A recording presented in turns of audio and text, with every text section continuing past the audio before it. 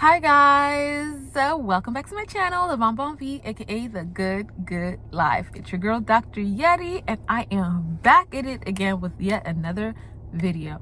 So today I want to talk to you guys about forgiveness. First of all, if you see my eyes look a little bit animated, it's just glossy because I have my contacts on. I don't think I've ever been on camera with my contacts on, so it looks a little bit weird to me. But I just wanted to get on here to talk about forgiveness. I feel like people don't really understand the meaning of forgiveness. And I don't have my Bible here with me, and I might go live and delve deep in the scripture, in the book of Proverbs, in just situations where David forgave his enemies, right? So many times that you have to forgive. Like when Jesus said turn the other cheek, you got to understand this was even in the Old Testament. Even though they said an eye for an eye, right? It was an eye for an eye, but there were so many instances where David in the Bible, he forgave his enemies. He forgave the people that hurt him. And he didn't have to do anything. He did not have to lay a hand on them. God got him. Literally, God killed off those people that went against him. I can name so many people. There's a guy named, is it Nahor or Nabon? I can't remember. Is it N-A something? And yes, Abigail's husband, right? Before David married Abigail, she was married to somebody else, and that man was very wealthy, a very wealthy man. And he basically, his servants helped David, and no, actually David helped his servants at some point. And when David needed help, David went out to the guy and he said, hey, listen, I helped your servants, can you help me? I really need your help. I'm being chased by King Saul right now. And the guy said, who is David? I don't know this man. No, I'm not gonna help you. And guess what happened? Not only did God strike that man dead, but he also gave his wife to David, because David ended up marrying Abigail, right? There was another time, even Saul seeking to have David killed. David literally, what is that word? David had the opportunity to kill Saul 2 times in the Bible. Twice. Like he literally, there was a point where Saul and his army were sleeping, and David had the chance, literally looked at Saul and could have killed him while he was sleeping. David had a chance to kill him while he came into that cave the first time. There were a few chances that David had to kill Saul, and he never took it because he knew that Saul was anointed. And guess what happened? God did his thing for him. Vengeance is God's. You got to leave it to God to do that revenge for you, because when God does his revenge, it's going to be way worse than what you could have done, you could have ever done. Do you get what I'm saying? Release that anger, release that unforgiving heart. You need to let it go, because it doesn't help you in any way. There's so many aspects of forgiveness that people don't really understand the deepness of unforgiving. When you are unforgiving, right, you emanate at this low frequency, this low energy that makes it difficult for your blessings to come, right? Because your blessings are positive. They're coming to you. You know, I told you guys yesterday, the video that I made yesterday, about the fact that the angels that are coming to bring your blessings to you, they cannot perform their duties in a negative environment. If you are sitting here being hateful, being angry, being resentful about a situation, you are not emanating at in a frequency where it's a take, like you get to take the abundance that's coming to you, right? And you might think that, oh, I'm not going to forgive them, they're going to see what I'm going to do to them. You might think that you thinking about it is productive, but it's not. It's not productive. That energy that you're spending on plotting against them, it is bringing you down. You are thinking about doing wicked to somebody because they did wicked to you. You are literally doing the exact thing that that person did to you because you want to do payback. Who are you to say what somebody deserves? Who are you to say that this person deserves to die? This person deserves to be hurt the same way I was hurt? Who are you to say that? So you need to leave it up to God to be the judge. Leave it to God to judge. I'm telling you right now, there are times. I remember when I was still working as a pharmacist, I was working, and there were these people that hated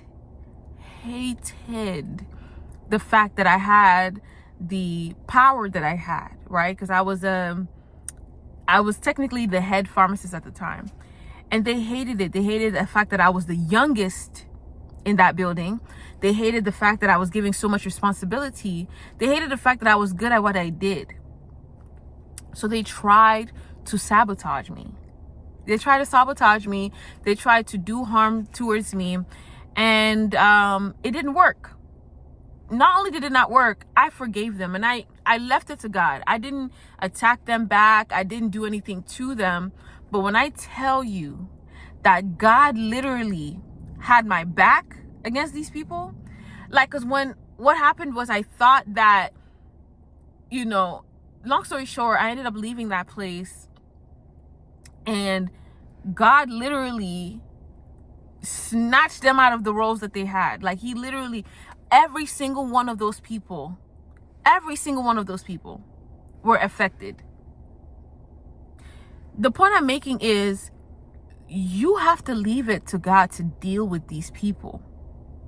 God will deal with them at his own timing. But if you want to take it in your own hands, it's going to affect you mentally, because now, instead of you to be a positive person, you are emanating this toxic frequency, this toxic fire for fire. And now you are this person that you don't like. You are exactly the person that you don't like, exactly the person that did you wrong. You are doing exactly what they did. Even if it's a different scenario, the fact that you're plotting against them is a problem. It doesn't matter who you're plotting against. It doesn't matter if the person you're plotting against did you wrong. It doesn't matter. They are somebody's child, and God created them himself. You cannot take it in your own hands. I promise you. It's never going to work for you. It might work for you in that instance. Like, yeah, you might feel like, yeah, I got them back. And then what?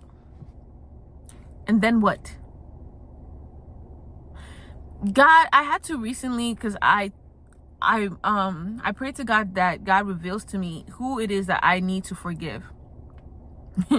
And the funniest thing, the very next day, I was reminded of this pending lawsuit that I had. And I was like, no, I'm going to make sure that I get these people. Like, no, they did me so wrong, and they need to get it. I'm tired of this, and I got conviction after that. I got conviction because I wasn't forgiving them. And I'm sitting here telling y'all to forgive people. And I was like, wait, I really could just let it go and let God deal with it and let God handle them. I really could. How is it going to benefit me? In any way, how is it going to benefit me if I go through with this? How is it, you know what I'm saying? Like, yes, they did me wrong, but okay. Yes, they took from me, but I got my money back, So what is there? Like, why do I need to go through with this? And it's funny because I was talking to my brother about it because I didn't know what to do. I'm like, should I turn the other cheek, or should I follow the law and let the law be the judge? And my brother basically was like, you know what to do. He didn't even tell me you need to forgive. He just said, you know exactly what to do. And I was like, sometimes in the Bible, David did, because he did. David was a king, and he was also a judge. He was a king of Israel, so he was in place of the judges in that time. And when people did wrong, and justfully so, he, had them offed. And I was telling my brother, I was like, yeah, but David did this, but then Jesus also said, turn the other cheek. And then I remembered every single person that did David wrong, every single, I'm telling you, when I was reading the Bible, every single person that the innocent, like, the innocent that disobeyed him and did the opposite of what he said. There was this man, I forget his name, Shiloh, I think his name is Shiloh or something like that. It's a SH something. When David was going through the wilderness with his army, and he was like running away from Saul, or was it a son? When he was running away from his son, not Saul, this man was throwing rocks at David and his people, talking about some, yeah, you deserve what you get, you deserve what you get.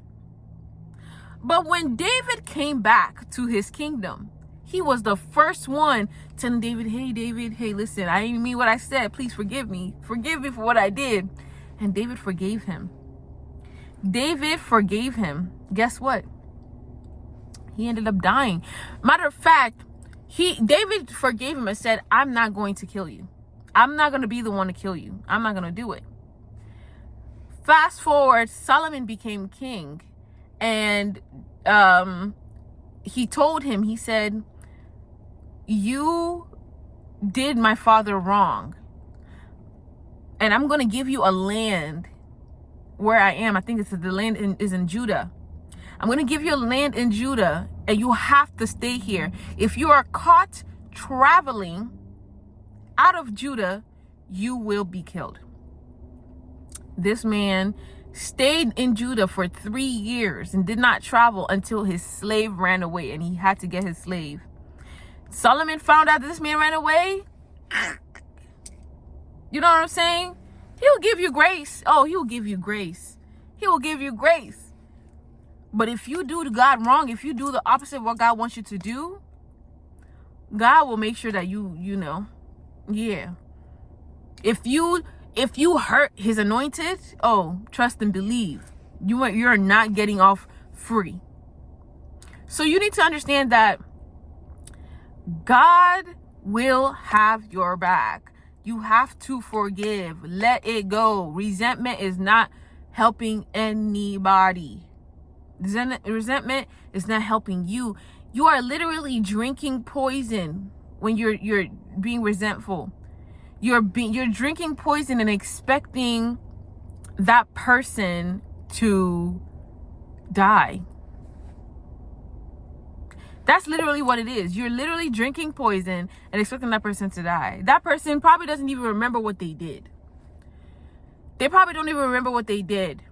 And you're being resentful towards them. Forgive.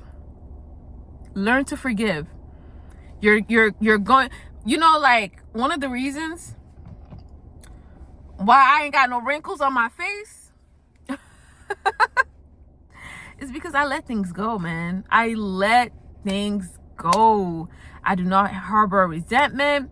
I don't harbor unforgiveness. I don't harbor anger. There's so many people, right? There are so many people I can count since I was a child that has done me wrong, and I don't even think about them. I don't think about it. I know people right now. There are people that I know right now that harbor so much resentment against somebody because they don't understand what it means to forgive. When you tell somebody, oh, forgive them for, that their sin, or forgive them for what they did to you, they immediately think if you say forgive, that means that we need to be cool again. You don't have to be cool with the person you forgive. You don't have to be friends again. You don't have to be like, hey, bud, like, how you doing? I forgive you, and let's be friends again. No. Just because you forgive somebody doesn't mean you need to be cool with them. Doesn't mean you need to forget how they treated you. Doesn't mean you need to be fall for their old tricks again. God said in the Bible, be wise as a serpent and is it kind as a dove? Something, I don't know if it's kind or what, but it'd be wise as a serpent, but you still need to be kind as a dove. Don't be foolish. Don't be foolish. Just because you forgive somebody doesn't mean you need to let them do the same thing they did to you. You need to recognize them for who they are and keep it pushing. Right? And that's the thing. So people feel like because they don't forget, that means that they need to keep that in their heart. I know somebody right now, I can remember, I can picture them in my head right now. The thought of the wrongs that they've gone through has stressed them out so much that it has affected their health.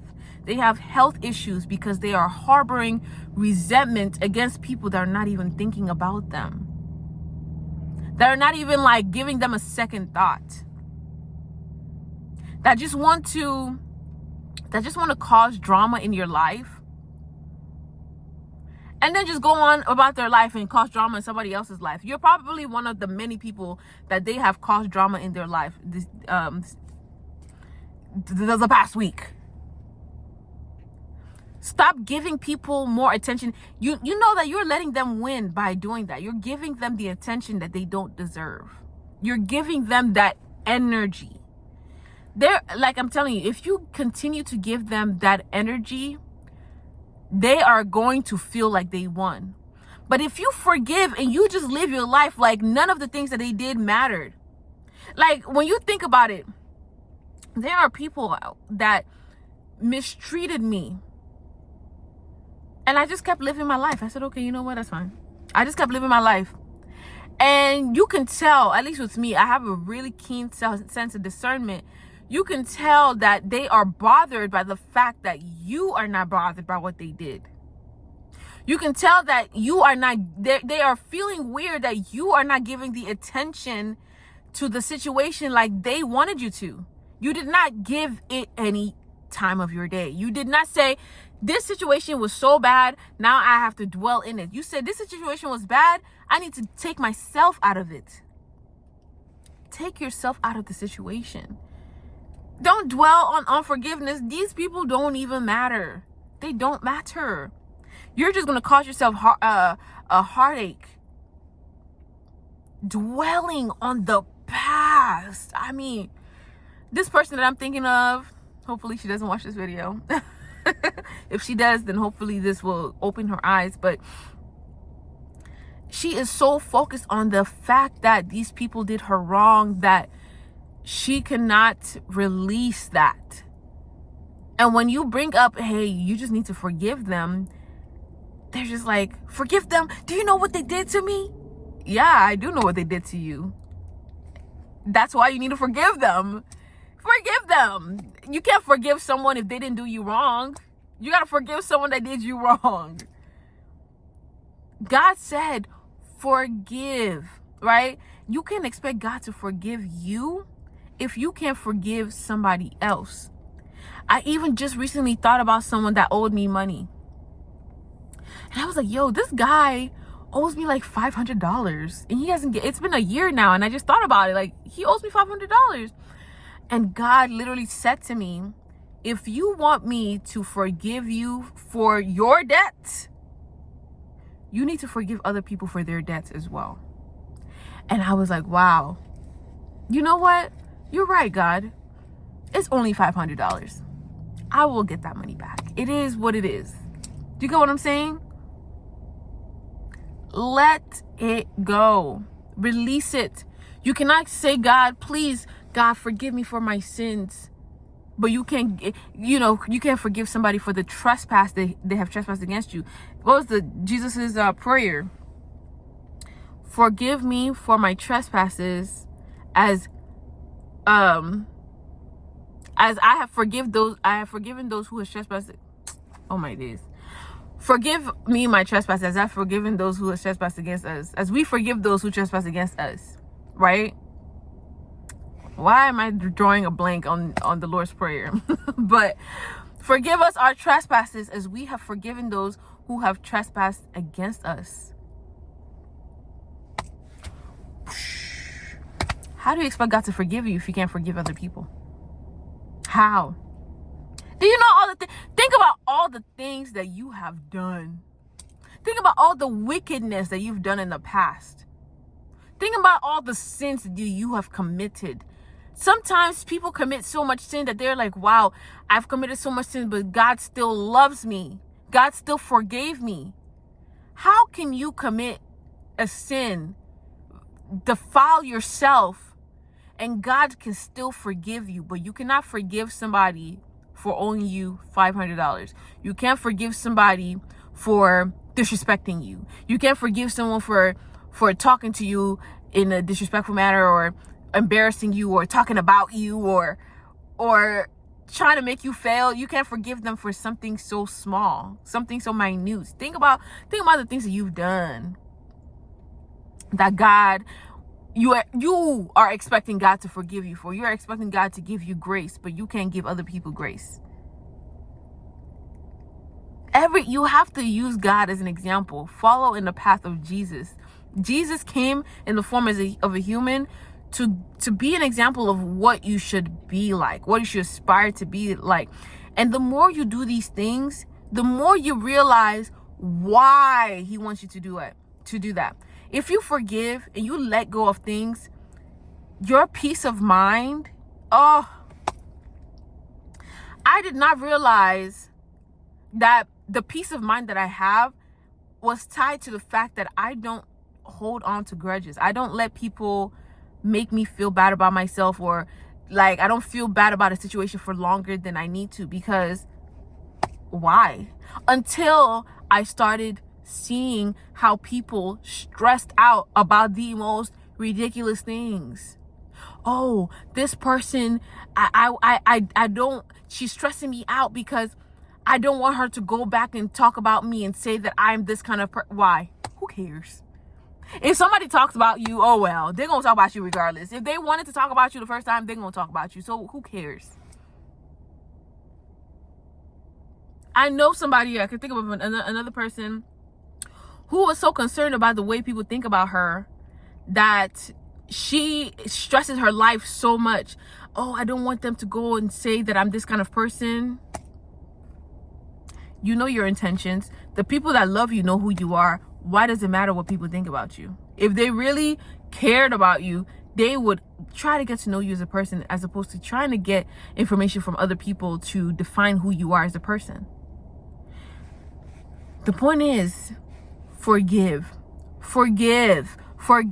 Let it go. It does not benefit you in any way. It does not help you in any way for you to be resentful and hold grudges.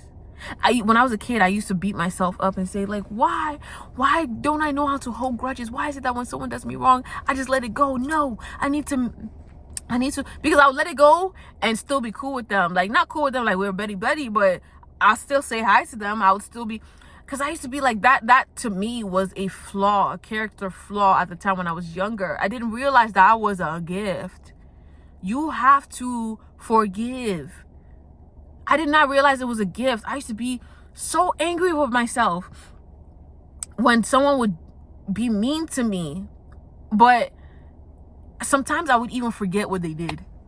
I remember I would tell my brother or my friends, I'd be like, yeah, this person did this to me. I'm so angry. And then I'll forget about it. I'll let it go. It is what it is. And then let's say that person tries to connect with me in some kind of way. And I'm like, hey, such and such wants to connect with me. And they're like, don't you remember what they did to you? And I'm like, what did they do? I forgot. And they would have to remind me. Because I just don't care. What's the point of holding grudges? Who does it help? You hold the grudge and then what? It brings you down. It brings your emotional state at a lower frequency. Those lower frequency emotional states, they're not from God. Fear, anxiety, depression, what is that other one? What is that? Another one where you shame especially is one of those ones. So it's just like,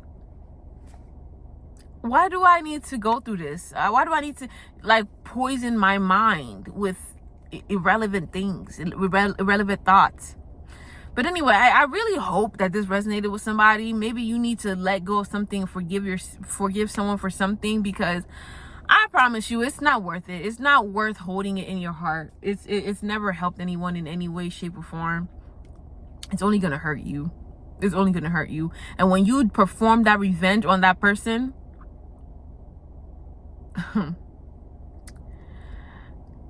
that wickedness that you did, God will punish you for it. You're not supposed to be wicked towards anyone. You're not supposed to cause vengeance towards anyone. Vengeance is God's. Leave it to God to deal with it. When you fight fire with fire, it's like when you are in a toxic relationship and you are dating somebody and that person cheats on you and you say, you know what? You cheated on me first. I'm going to cheat on you back. Now you are a cheater. Now you are harboring this toxic character trait that you are sticking in a toxic situation where you could have just removed yourself from it. You have become this toxic person, and the longer you stay in that toxic relationship, the more that this character trait becomes who you are. So now you have left this relationship and you're moving on to the next relationship, and now you are a cheater. It's hard for you not to cheat. It's hard for you to believe that other people will not cheat on you because you stuck in a situation that you shouldn't have remained in. You stuck in a situation where the person cheated on you continuously, and now you decide that you want to cheat on them continuously, and now it's a back and forth cheating competition, and you broke up with that person. You're dating someone new. The person is healthy, whole, and healed, and you are thinking, he's going to cheat on me. I'm going to cheat on him first. So let's be smart. Let's do better. Let's do better. And yeah, let's just do better, and let's forgive. Okay? I don't think it's hard. Yeah, so forgiving is not as hard as you think it is. Because I'm not going to lie to you, when I was thinking about the lawsuit, I was like, you know, that's a lot of money, you know, I'm gonna have to let it go. But I was like, you know what? Okay, I just forgive them. It is what it is. It's not as hard as you think it is. It really isn't, because I just don't see what you're benefiting from holding that grudge. You don't forgive them, and then what does that do for you? Like, when you really you don't forgive them, how does that help you? You don't forgive them. Oh, I don't forgive them. I'm mad at them. Urgh. How does that hurt them? You're holding that resentment for what? Like let's be logical here. You're holding that resentment, you're angry with them, you are upset, you can't forgive them, and then what? And then what? Like, what is so hard about letting it go? Think about it. What is so difficult about just not thinking about them? When you don't give your enemies the energy they're looking for, they hate it. They get so mad. They get so bothered by the fact that you're not giving the energy to them that they are looking for. They want you to be flustered. They want you to be upset. They want you to be salty. They want to see you be hurt by the things that they did. So the only other way to win is by just not giving it the energy that they're looking for. Don't give them that energy. Focus your energy on things that matter. Focus on your energy on your kids. Focus your energy on your marriage. Focus your energy on your studies. Whatever it is that you need to focus your energy on, focus it on that. Because when you really think about, when you know for a fact, especially this anxiety situation that I just recently went through, when you get upset about something, you focus a lot of your time on that thing. You focus a lot of your time on that thing, especially this person that I'm thinking about. This person focused her energy so much on the wrong that they've done, and then when they start talking about it, the energy in the room just gets so drained, and you're just like, listen, I love you, but right now I am not trying to think about the negative things that they've done to you, because they didn't just do the negative things to you, they did it to me as well. It's not just you that they did it to, but I'm not trying to sit here for a whole hour talking about the negative things they've done to me. I don't care. I've forgiven them. God will deal with it. Whatever happens to them happens to them. So anyway, guys, I hope you guys gained something from this. I hope you learned something. I hope you can at least let someone know that you know that is experiencing this, that is not forgiving. Show them this video. Let them know that it does not help them in any way, shape, or form to be resentful. Okay, you guys, thank you so much for watching. I've been here for a good minute. I need to go home.